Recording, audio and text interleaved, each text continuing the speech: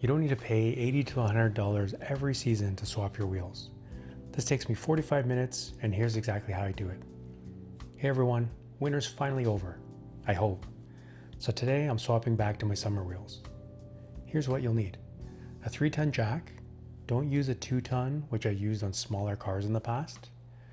A torque wrench, a breaker bar, socket wrench with extension, and for this EQS, a 17mm socket.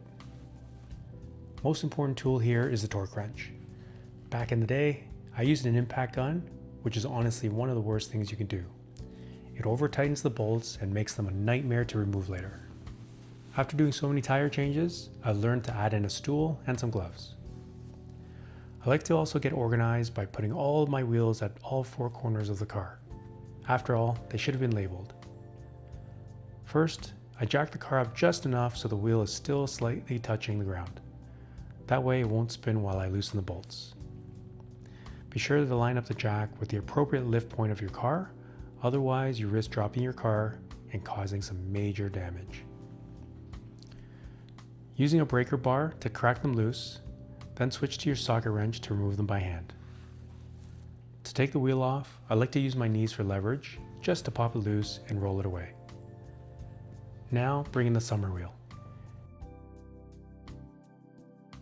Instead of lifting with your back, rest it on your knees and lift with your legs.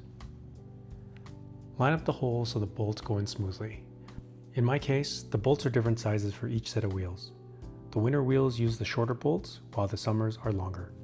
Start by hand tightening each bolt and give the wheel a little wiggle as you go to make sure it's seated properly. Then snug them up with your socket wrench. Finish with your torque wrench. You'll hear a click when you hit the correct torque spec.